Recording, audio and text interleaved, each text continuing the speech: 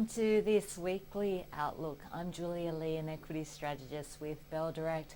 Well, we've managed to finish the first quarter of 2016 and it's been a bit of a turbulent one for the Australian share market. Starting off and having a look at some of the best and the worst performers in the ASX 200 index. And on the best side, it's been primary healthcare, a jump of 60% on the back of its earnings, as well as a Chinese investor taking a stake in the company. Mineral Resources up by 15%, and CIMIC managing a gain of 43%.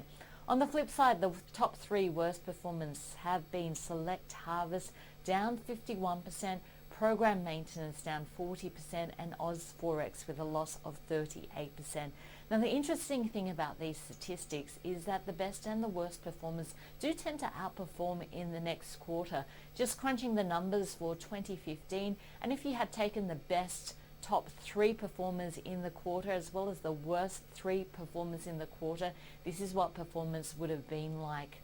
An average of 42% per quarter, not per year, but per quarter for the best performers, and even the worst performers outperformed the market with an increase of 23% on average per quarter in 2015.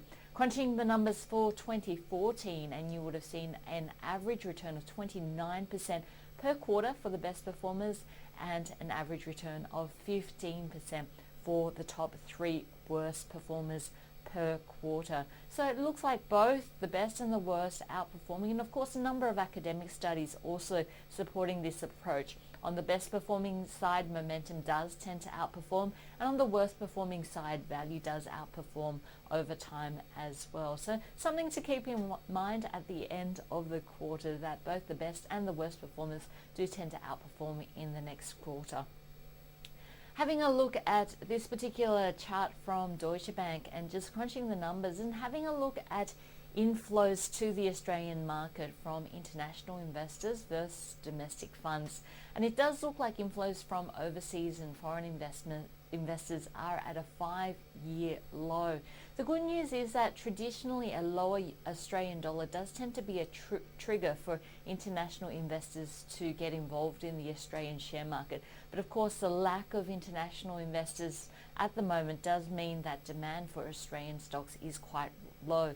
In fact, in 2015, while we saw superannuation funds, domestic funds, contributing about $42 billion worth of inflows to the Australian share market, foreign investors only contributed, in contrast, $19 billion. And of course, in 2016, we've seen these numbers falling off for foreign inflows into the Aussie share market. So something to keep an eye on, especially if we do see a weaker Aussie dollar and that encourages foreign inflows to the market. That, of course, would be an overall positive. Of course, for the quarter, banks were very much in focus. In fact, the worst performing sector over the quarter with a loss of 11%. But if we have a look at what's been in focus this week, it's very much been ANZ and the surprise rise that we've seen in bad debts. A lot of talk about the cockroach theory, where you find one cockroach, there tends to be many, and fears that, this could be death by 1,000 cuts in terms of bad news flowing through on bad debts. ANZ particularly in focus, so let's have a look at what the brokers have been saying on ANZ. And we have seen cuts across the board, although brokers divided on their rating for the stock. We've got Morningstar, the most bullish on ANZ with an accumulate rating and a 12-month target of $28. Macquarie also with an outperform and a target of $27. UBS with a neutral and a target of $26.50. Deutsche Bank with a hold and a target of $26, and Bell Potter with a hold of $24.75.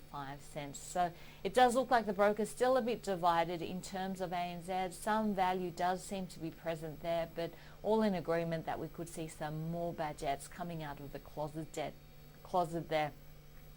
Macquarie strategists focusing in on its portfolio allocations and saying, in this environment, it's as much about avoiding the problematic areas as it is about making the right calls.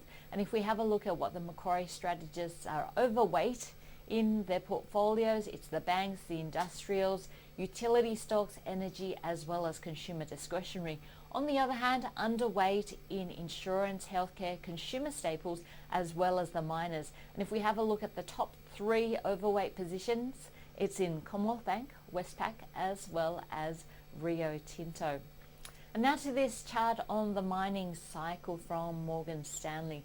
First of all, just drawing your attention to industry behaviour and where we are at. And of course, we're seeing cost cutting as well as some supply cuts coming through.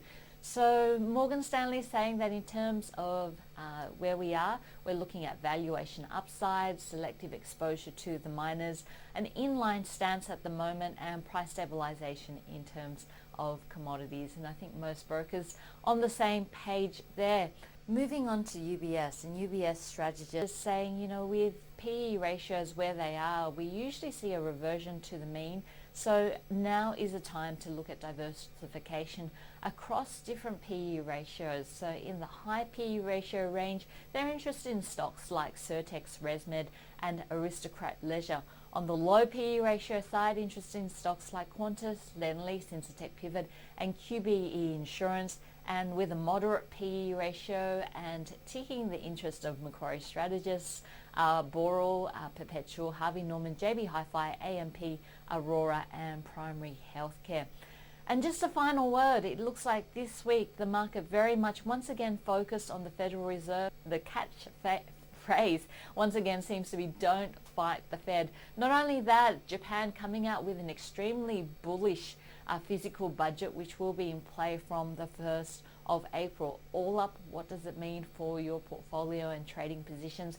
Well, it does look like a weaker US dollar is on the card. So not good news for those US dollar earnings like Amcor, Bramble, CSL, Cochlear, just to name a few. So just keeping an eye on that currency.